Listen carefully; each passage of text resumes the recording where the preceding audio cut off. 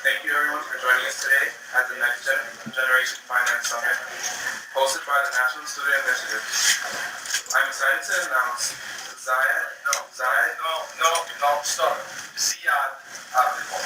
I'm sorry. Don't spell my name right, I'm not speaking. I'm sorry, Ziad Abdelnour, who is president of the Blackhawk Partners, and also the writer of Wealth Creation in the Age of Welfare Politics. His presentation will last for about 30 minutes, and then afterward, you will have 10 minutes to answer questions. You can also tweet your questions with the hashtag NextGenFinance.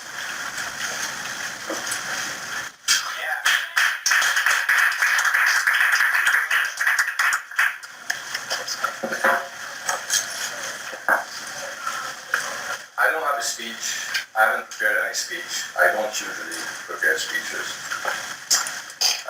I'm not going to bore you with details. I'm going to speak what I have on my mind and then leave it for Q&A. I'm sure the Q&A is much more interesting than speeches. Thank you very much for the association here for inviting me. My pleasure. I want to talk to you about a couple of things which I think is on your minds. How do you make money today? It's becoming very difficult to make money. How do you outsmart the system and really make big bucks? I'll tell you the difference between being rich and being wealthy before we start. A lot of rich people out there. Movie stars are rich, sports stars are rich, but they're really not wealthy. The wealthy people are the people who write their checks. Remember that. These are the wealthy people. A-Rod is rich, but George Steinbrenner, or rather now his family, are the wealthy people. So the question is, do you want to be rich or do you want to be wealthy? Or you want to be neither? That's fine too. It's up to you. So that's really, I think, the major issue out there. Not just finding the jobs, but people find jobs to create wealth. Now, the irony is that you will never create wealth by finding a job. No job will make you any significant amount of money. I'm talking about the wealth versus being rich. You could be rich, you'll make some good money. Working for a big investment bank, a private equity fund, that's nice, but that's not wealthy. I'm talking about how do you create real wealth in an economy that's really upside down, $16 trillion in debt, no jobs, very competitive, lots of competition, lots of guys from Ivy League schools out there looking for jobs. I just met a Harvard guy who earns $50,000 a year. You know, he went to Harvard Law School. That's sad. Obviously, he did not sell himself the right way. So, okay, number one, to really become wealthy, you have to have an incredible desire to be free. It's freedom. Money is about freedom. You don't have to take crap from no one, ever. So if you don't have this burning desire to become free and independent, you're never going to become wealthy. That's an attitude to take, the right attitude. Do you have the right attitude? If not, go and change your attitude. If you want to be really wealthy. The second thing, I'm going to talk in general and leave it for Q&A because I can talk about this for hours and years. As a matter of fact, maybe you should read my book. It's called Economic Warfare. You can get it on Amazon.com. I already sold 128,000 copies in 1 year. I think you're going to find it very refreshing. It really teaches you all the skills, all what you need to really become wealthy. So, first number one is to really have an incredible burning desire to be free. Second thing is to get to know stuff that no one knows, or very few people know. Everybody reads the same thing, acts the same, dresses the same, is politically correct. You can't be a normal guy and do what the others do or say and become wealthy. Wealthy people are not normal. They're a bit crazy. They're rebels. They're unique. They don't accept the status quo. They are the ultimate mavericks. Are you a maverick? If you don't have this burning desire to be free and are not a maverick, forget about being wealthy. You'll never be wealthy. You have to be able to buck the system. You should not follow or believe any brand names. Look at the three guys, Steve Jobs, Mark Zuckerberg, and Bill Gates. They said to Harvard, bye-bye, I have no interest, Harvard or not. Nothing should impress you. No brand. You should not follow anyone. You should follow your own self and make your own decisions. And to be able to do that, you have to have access to intelligence or know-how that no one has. When people come to me to fund their business, they tell me, oh, they have this business plan, they have this, etc. All what you're presenting to me here, I have access to it. You're not presenting anything special. Shock me. Tell me something I don't know. So a lot of them can't. They copy and paste a nice presentation. I need $2, $3, $5, $10, $50 million to do that. And the next question becomes, how are you going to execute? They cannot answer the how. They tell you about the industry, the what, the why, the when, the where, but never the how. It's all about how are you going to execute ruthlessly and flawlessly, based on intelligence you have that no one has. They don't teach you this in school. Your parents don't teach you this. You're born in an environment where you have to conform. From school to your parents to college, be nice to the government. Be nice. Don't rock the boat. I want to break that boat. I don't want to rock the boat. I want to break the boat and build a new one. If you don't have this attitude, I want to break the boat and build a new one, you're not going to be wealthy. So you really have to have a very bad attitude. To be honest with you. But that's true. I'm not saying you're a bad guy, but have a really rebellion of an attitude, coupled with a know-how. So now you have the attitude, you have the know-how. Now, what else do you need?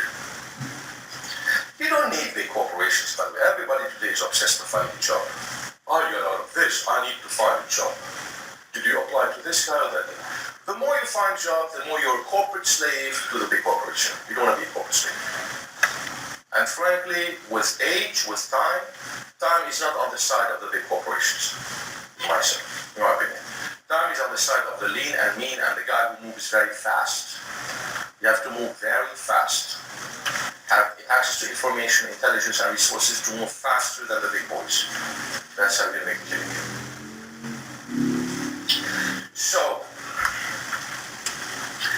you have this. What do you do now? Well, number one, you have to find like-minded people who think very much the same. Forget about everybody. Nobody wants to clean his Rolodex because, I've known this person for 20 years, although this person is a waste of time. So I'm going to keep with this guy or this gal.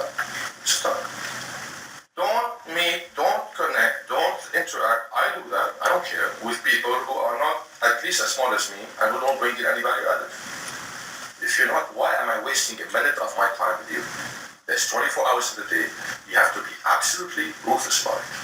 All what we have together is time. You have 24 hours, I have 24 hours. How do I use my 24 hours versus yours? That's how, a guy like Mark Zuckerberg used his 24 hours so that at the age of 28, he runs Facebook. He used his time smartly. People use their time very stupidly and spend time with bigger idiots than them. That's what happens. That's the reality. Spend your time with idiots and don't use smartly, and then with a blink of an eye, you're 30 years old, 40 years old, your life is gone. You're looking now for a pension and please get me a job. You know, we used to have the slaves hundreds of thousands of years ago. Today, working for a big corporation for me is like you are a slave of the last thing. You're a slave, literally. You're a corporate slave. And everybody today is either a slave to Big Brother, the government, or a slave to big corporate America. People like this will never make money, will have more diseases and problems than ever. They're going to develop ulcers, diabetes, all that kind of stuff because of the frustration. Especially if they're smart and ambitious. Smart and ambitious people, there's no room for them to be a slave to either corporate America or the US government. Let's talk about that. In my book, I talk about economic warfare. There is a warfare going today between the wealth takers and the wealth creators. The wealth takers are the government and affiliates, and the wealth creators are the entrepreneurs. Us. They're here to take your money, whether you like it or not. Whether they do it gently through taxes, through regulations, through whatever. The biggest enemies are the regulators, the tax authorities, and the government. So what are you going to do to outsmart them and make obscene money legally? I don't mind paying 50% to the IRS as long as I'm making so much obscene money that I don't care. Take my 50%. I'm a liberty. You have to be in a position whereby you say to yourself, I make so much money that I don't care how much taxes I pay. Not to outsmart and cheat on your taxes. No. Hey. Now, people tell you Warren Buffett is a genius and look at how these guys make money, buy and hold stock. Number one, all the rules that you've learned before, you have to drop them and forget about them completely. Because this is a totally different landscape in the last 5 years, since the crisis of 2008.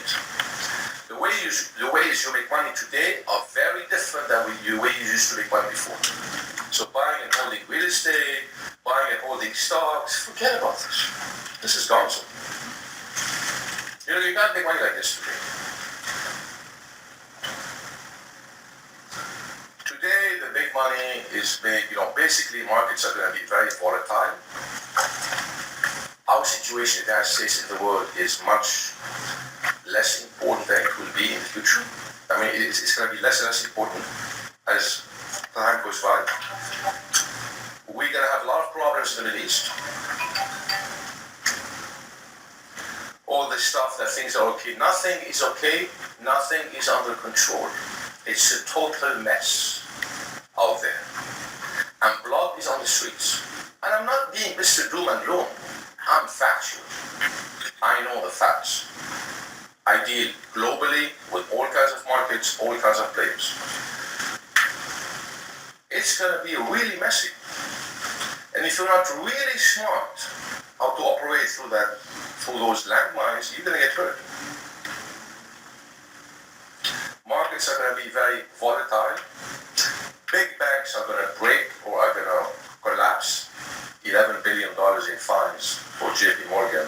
You have to watch this. JP Morgan is not going to go next day, but this is a signal of what's likely ahead. All this discussion with the Iranian president, with Assad, etc., they're not going to lead anywhere. You can't trust these guys. I come from the Middle East. I speak the language. I know the whole thing.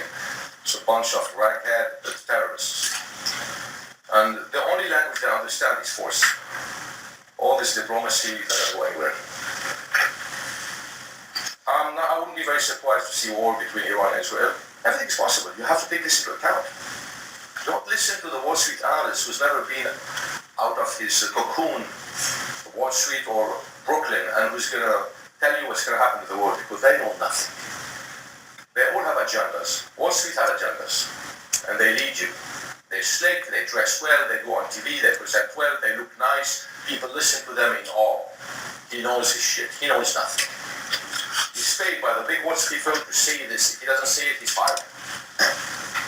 Get it in your head.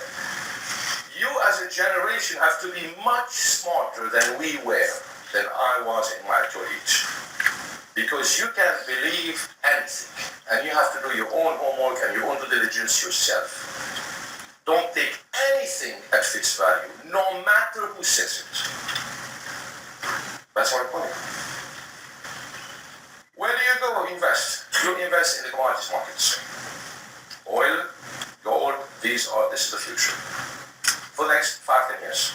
Forget about stocks and bonds and real estate and all that crap. Forget about it. It's going nowhere. The stock market can go down by 50%. Think about if you start seeing certain terrorists in New York City blowing things. Think what's going to happen to the real estate market. Is that impossible? Nothing is impossible. What is impossible? Nothing anymore in this world is impossible. Everything is possible. You have to take everything into account. So, volatility is all around. Access to intelligence, you really have to have it. And the only way you learn is by making mistakes. Whatever I tell you, whatever you read, you're not going to know anything. So don't worry if you make mistakes. It's okay. We all make mistakes. But that's how you learn. You never learn from your failures. You learn from your success. You never learn from your successes. You learn from your failures all the time. I can talk for a long time here, about the subject. And I'm not talking here from a point of view of an academic. I'm not academic. I'm a Wall Street guy. I've been on Wall Street for 25 years. I'm very entrenched. I dealt with all the markets, with all kinds of people. Take a very close look at China. Take a very close look at the emerging markets. We are not the exceptional American crap. We are now a planet. We're not the sun anymore. We used to be the sun 10 years, 15 years ago. We're a planet. So we have to take into account all what's happening out there. And I'm not saying that, I'm not a patriot by saying that. No, I'm a patriot. But I'm very aware of what's out there. And I cannot accept the bullshit, the crap that we are being fed with every day. And we're not the smartest people around the planet. We have some very creative guys who did it right. We're not. I go to China, I go to Asia, I go to Europe, they're very smart people out there, but they don't have the resources, thank God, yet, to compete with us, thank God. But we're not the smartest. So you really have to be very aware, and all the propaganda, the rhetoric that we are in, you have to get it out of your system. And right now with the internet, with technology, which is the greatest equalizer, so we're all equal to this information. So how do you assess? We all have access to the same information, and we all have the same time of the day. So how do you optimize this? Use the right information at the right time to make your claims. People ask me all the time, you're in so many business, what business you really in? Are you venture capitalist? Are you an old trader? Are you, all that kind of stuff? Because I do all that kind of stuff. I do them there. And maybe you should start doing that. I tell them I'm in the wealth creation business. My job is to make money. Today, unfortunately, it's not good to see these things. It's not really correct. Because the age of wealth bashing. If you say this, you're a capitalist, you're not good, you're not feeling with others, so it's crap. I'm a wealth creator. I'm here to make money out of thin air. And the way I do that is by mobilizing the right capital and human resources. There are two things you should know very important. To really become a player and a wealth creator, you have to be able to do two things very, very well. The rest doesn't matter. The rest is for the bureaucrats. You have to be able to move money and to move people. If you can move people and money, nothing stops you. Look at Obama. He raised $650 million. He moved money. And he moved the people around him, from Hollywood to Oprah to everybody. And he became president of the United States. From nowhere. When you can achieve your dreams, do anything. You have an idea, you have a cause, you have whatever, whether profit, non-profit, etc. Get the right information, mobilize around you the right people, the right money. Forget about working for this company. Look, the company is not going to get you there. They're not here to help you make money. They want slaves. Literally. Do you want to be a slave, or do you want to create wealth and be independent? So, there's nothing wrong in being a rebel. If you are a rebel with a cause, you You're raised now, you can't be a rebel, you can't rock the boat. No, you have to be a rebel. Wake up the beast in you. Each one of us is a beast inside. Each one of us. Okay? This is if you're really looking for real wealth. I'm not talking about academia either. This is from a guy who's been around in the trenches. I don't mince my words. I don't care because I'm free. And the freer we are, the more we can make an impact in this country with the actions of the government. Today, remember, wealth takers, wealth creators. Big Brother is getting more influence. The wealth creators are getting less influence. The only way we can regain this country and create change and be a game changer and create an impact is by giving more power to the wealth creators. So this is really what I'm doing here. What am I doing on Sunday afternoon here? That's what I'm here for. I'm not here to sell my book. How I sold off my book. I'm not here to make any contacts here. Fine. If I make contacts, that's fine. But I'm here to wake up the people. This is my job. And it's your job to go there. Everybody talks today about job creation. Oh, our job, we have to create job. Wrong. They're all wrong. The government job is not to create jobs. The government job is to create an environment that's conducive for wealth creation. That's how you create jobs. They're not doing their jobs because they're a bunch of incompetent guys who know nothing about business or wealth creation. Look, today you have 5 million plus millionaires in America. I like to see a candidate saying, you know what, my mandate in the next 4 to 8 years is to create 20 million millionaires. Think about how this country will be different if the government starts putting together rules and regulations, etc., to create more millionaires, to create more people in the private sector, who can hire more people and create more jobs. This is what wealth creation is very important. I mean, you know what? It has to trickle down like this. You cannot clip the people's wings by finding them a nice, cushy job. Now you said, I've done my job as a government. You haven't done any job. These jobs are temporary. And anyway, jobs will never get back to the situation before the crisis. Never. Manufacturing, we're never going to regain this. Forget about it. We're never going to regain this. It's an illusion. So they're debating on the phone on CNN, on Fox, how do we do that? All these kind of experts from Columbia and Harvard. Waste of time. What waste of time? So don't listen to this stuff. Kill your enemies with success and bury them with smoke. This is the attitude. They're here against you, yes. They're here to get you, yes. If you think not, you are delusional. You live in La La Land. They're here to get any opportunity they get, whether they tax you, whether they do this and that. Whatever they do. This is the job of Big Brother. Control their minds, divert them with all these TV shows, entertainment, music, dance. Great. 95% of the Americans are oblivious to this. They look at Miley Cyrus, what's her name, Miley Cyrus, in ecstasy. Instead of knowing what's happening in Syria or Iran, or the economic situation. 5 years later, after 2008, the crisis, people don't have a clue. The next crisis is going to be worse than 2008. You mark my words. Much worse. And if you're not educated, you're going to be wiped out. Most of the people are already wiped out. They put all their money right now in the 401k, the scrap, or this. What a bunch of. It's unbelievable. More control of the government. Now they control you. They know all where your money is. They have the NSP spying. There's this, and now they control you totally. Literally. Wake up, guys. Wake up. I mean, it's going to be a very tough world out there, especially for the younger generation.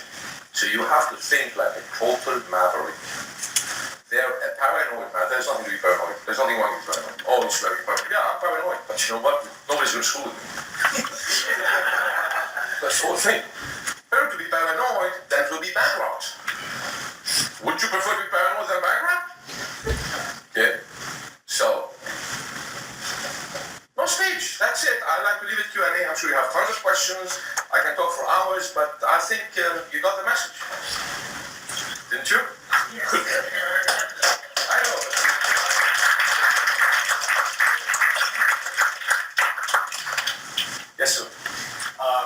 So thank you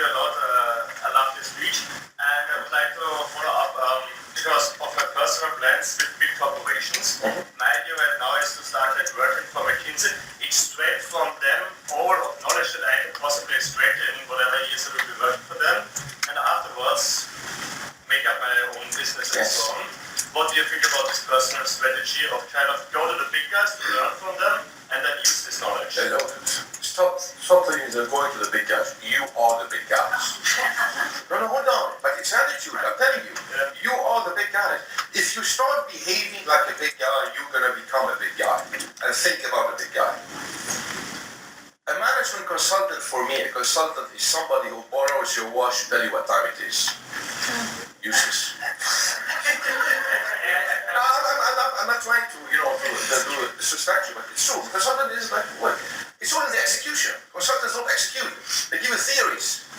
A lot of creative guys, I have no really tremendous respect for creative guys. I have much more respect for people who execute. And if you are creative and can execute like Steve Jobs, you're lethal. You're lethal. So just be creative, something else. Just be giving advice. Look, you have to have skin in the game. If you give advice like you have skin in the game, that's different than you give advice, just free advice like that. You have to have something at risk. So stop telling me you're going to go to the big guys. Gather your resources. Review your Rolodex. Who do you have? Is there money people or brains people whom you can move around you and your ideas and your cause and whatever? You must have some after all these years. If you don't have, that's fine. Start building that.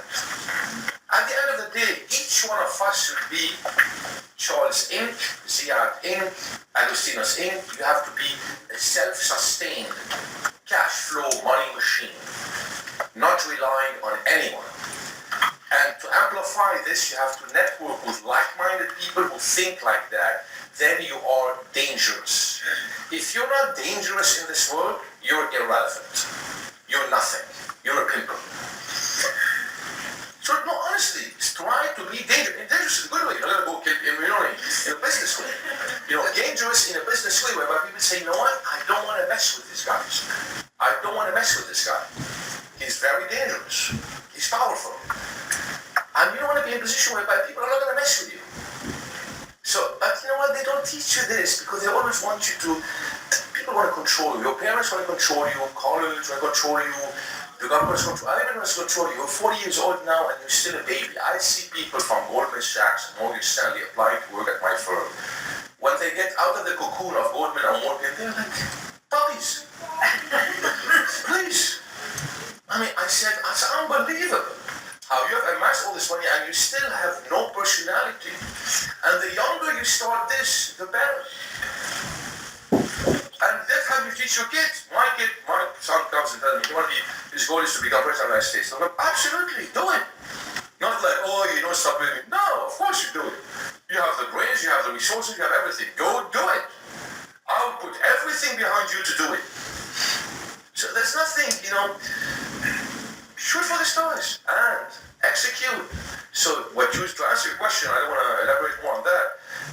Put the resource together. It's going to take you some time. It's okay. It's worth it. Than going and selling your time, your brains, yourself, your resources to some idiot who works for a big company. By the way, most of them are idiots. I just want to tell you that. Yes. So, what is your opinion on college and higher learning and just following that preset path that they give to students our age, for people that think that the way you said, do you think that that's a good path to take? Because there is people there who have experience that you could learn from them, but then again, you waste a whole bunch of your time, and is it the right place for a crazy maverick to be? No, this is a quick, excellent question. I really appreciate you asked this. Look, I've always been a rebel and a maverick, but also when I was young, your age, I don't know, but whatever. I decided to go to an Ivy League school. I went to the Wharton School, just to get the degree. Just to say, there's nothing missing in my life. I got the degree. Yeah, but hold on, let me finish. I'm coming to that. I know what you're saying. But you know what? Did it help me? Nothing.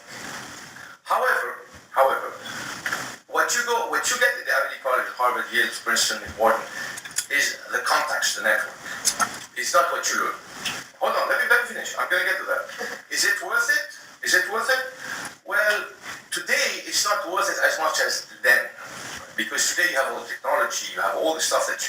which we did not have access then. Today it's not as much worth it. Today, I mean, look at all the billionaires. Look, it really depends what you want to do. You want to be a corporate man, you want to be a lawyer, you want to be a billionaire. If you want to be a billionaire, it's not worth it at all. Not everybody wants to be a billionaire. And not everybody can be a billionaire. It's not like everybody wants to. No, not everybody wants to, and not everybody wants to have it or can be. But to answer your question, if you really want, no, it really depends on your personality. You don't have to have anything. You don't have to listen to anyone. You have to do this. Let me tell you something. When somebody comes and tells me, you know, I'm going to give you a professional advice. Let me tell you how I answer. Really bluntly. Don't listen. If it is personal advice, matters of the heart, etc., I'll take any from anyone. If you're going to give me a professional advice, you better have more money than me in the bank. I'll take professional advice from Bill Gates, from Larry Ellison, from Steve Jobs. They're billionaires. Who are you to give me professional advice? Like all these guys out of Harvard, they make $12,000 a year, they want to give you advice. Who are you? You're a professor. You've done nothing. You're a hired hand working for Harvard Business School, making $200,000 a year, which makes you in a position to give me an advice? Have you created anything of value to really give an advice? This arrogance of the establishment, Ivy League establishment, that they know it all. If you don't go to Harvard or Yale Law or Wharton or Stanford, you're not. We are the elite. You're not the elite anymore. You screwed up this country, like you can't imagine. With $17 trillion in debt, this is supposedly run by the elite of the Ivy League establishment. Look what you've done. You're a disaster in foreign policy. You're a disaster in economic policy. And now we're going to give the things to the world, the advice to the world. It's like the Chinese who have $18 trillion in surplus, or the Arabs who have $15 trillion in surplus. It's like they need our advice. We have $17 trillion in debt. Can you imagine somebody with $17 trillion in debt giving advice to people who have $15 and $18 trillion in surplus? Who are you to give me advice? The arrogance, our arrogance as Americans. Unacceptable. To answer your question, it doesn't make any difference. So based on what you said, what advice would you give? Because I think you're in a position to give us advice.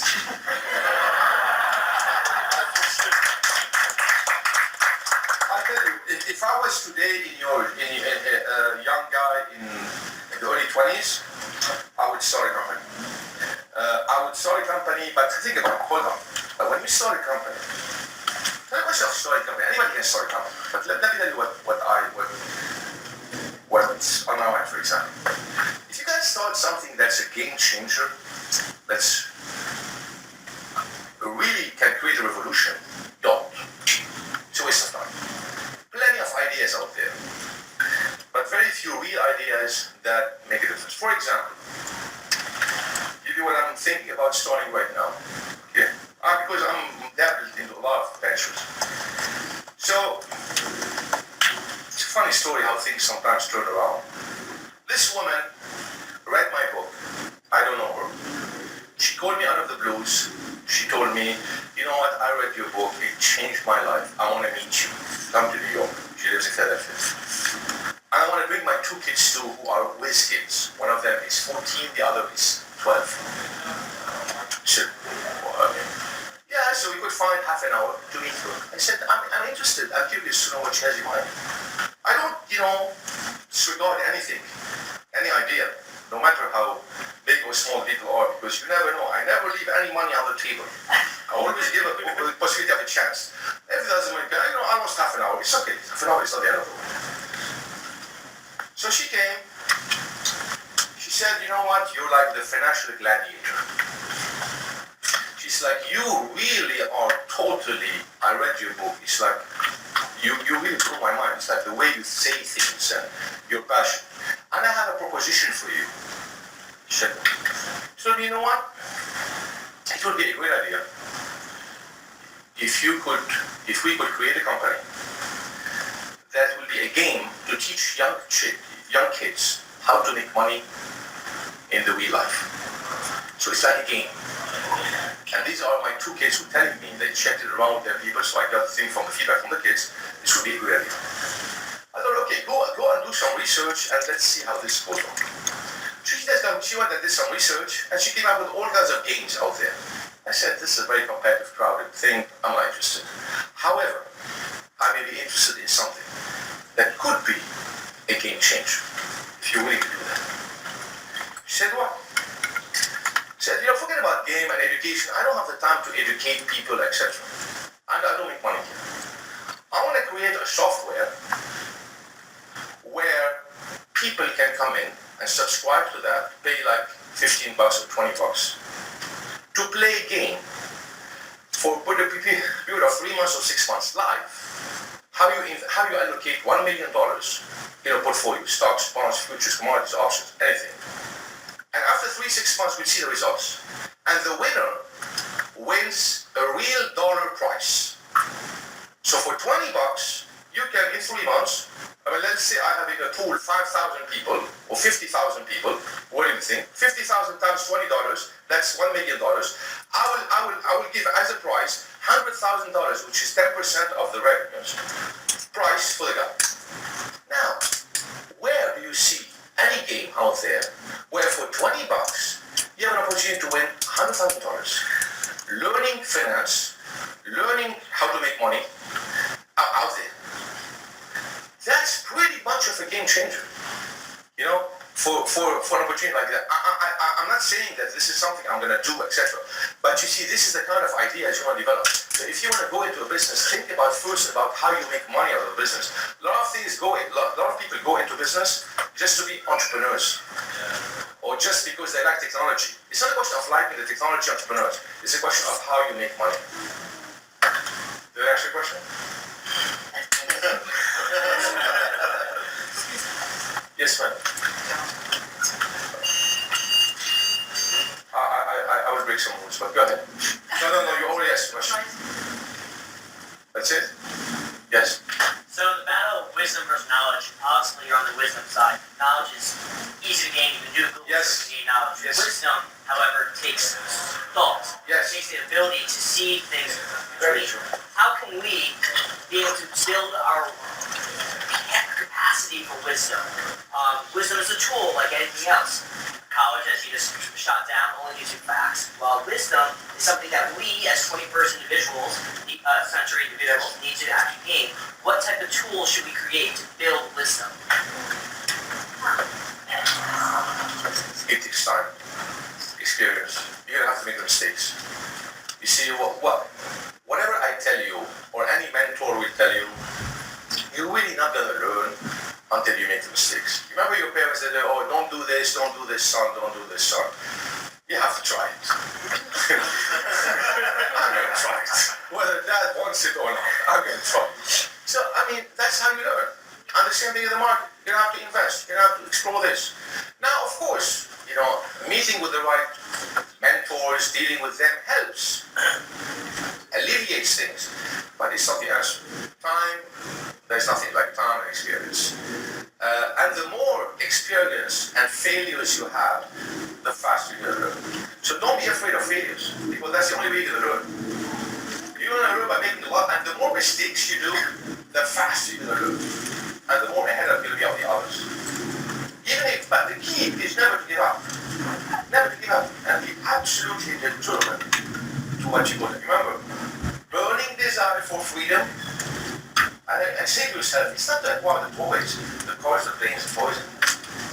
Because once you acquire this, after some time, you try it once. I'm bored. But it's the freedom. Well, as you say, you know what? I don't need to do this with you. I do this with whoever I want. That's a luxury. Very few people do that. Very few people in the world do that. That's very important, in my opinion. One more question and that's it. So what do you do in the meantime till you have the game-changing idea? I'm always looking, the issue for me is always finding the best of breed entrepreneurs, traders, people with great ideas and great wealth. A lot of people come to me with all kinds of ideas, whether trading ideas, because we also trade oil, trade commodities, trade all kinds of stuff. Okay, I make money. All these guys have these great resumes, they went to Harvard, they work for the Goldman Sachs. I don't care where you work, I don't care where you work, I don't care. Listen to me, if I had to back somebody who became number 2 guy at IBM, number 1 guy, went to Harvard Business School versus one bankrupt 3 times, I would always back the one who went bankrupt 3 times. Why? Because he's very hungry, He still wants to prove himself to the world. He has no ego. He has a burning desire to succeed. The other guy is a prima donna. He thinks he's entitled to this, he's entitled to that. Prima donnas, I touch them. I have no tolerance for the prima donnas. I like the people who really are still humbled, focused, no matter what the track record is. You learn. If he went bankrupt 3 times, he's going to make damn sure not to do it again. He's going to make damn sure that there is no mistake. The other guy, he's such a big guy already. He doesn't care. He's not hungry anymore. He's here just for the show. So at the end of the day, to answer your question, when people tell me, oh, Ziad, you invest in this industry or this geography or this technology, I don't invest in neither industries, no geographies, no technologies, no stage of companies. I invest in people who can execute ruthlessly and flawlessly, and who have skin in the game in the operations which they're promoting. Okay, you believe that much in your company? Put some money, bring something. Don't tell me, oh, I spent 2 years of my life, I spent a lot of time on this. Thank you very much.